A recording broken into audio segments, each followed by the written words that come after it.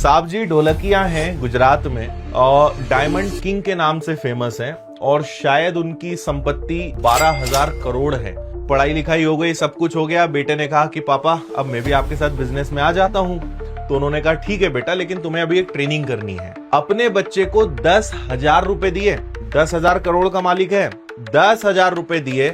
उसे कहा कि साउथ में, है ना, दक्षिण भारत में तुमको जहां लगे वहां जाओ, 6 महीने इस 10,000 के दम पे जिंदा रह के दिखाओ। मैं तुम्हारी सक्सेस इस बात से कैलकुलेट करूंगा कि तुम इस 10,000 में से बचा के कितना लाते हो। अगर तुमने 10,000 पूरे खर्च कर दिए तो तुम्हें बिजनेस में एंट्री नहीं मिलेगी। मेरी नजर में तुम फेलियर आदमी हो। 10,000 बचा लाए, ठीक है, 10,000 को बढ़ाकर लाए तो तुमको बिजनेस में एंट्री देने लायक मैं मानूंगा। वो बच्चा 6 महीने एक गुमनाम जगह पे गया, जॉब ढूंढी, कमरा लिया और बहुत दिक्कतें आई उसको। और उसके साथ चैलेंज था कि 10,000 में से बचा के ले जाना है, बल्कि बढ़ा के ले जाना है। उस 6 महीने में उसने जो सीखा है ना, दुनिया की कोई किताब उसको नहीं सिखा सकती, क्योंकि गरीबी देखी नहीं कभी। और पिता चाहते थे कि गरीबी देखोगे तो तुम्हें पैसे की कद्र समझ में आएगी, तुम्हें सुविधाओं का मतलब समझ में आएगा।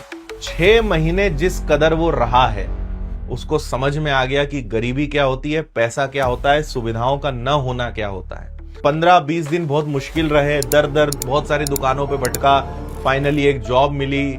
और कई दिन ऐसे रहे कि एक एक टाइम का भोजन मांगना पड़ रहा है, बड़ी दिक्कतें उसको रही। तो आप समझो कि यार, जब इतना बड़ा आदमी होकर वो अगर ऐसी सोच रख रहा है तो आप और हम क्या लगते हैं। इसीलिए अपनी परिस्थितियों को, अपनी गरीबी को, पैसे के अभाव को, सुविधाओं के अभाव को कभी दोष मत दो। इनका फायदा लेना समझो। आपको ये चीजें मजबूत करेंगी, ये चीजें आपको कमजोर नहीं बनाएंगी।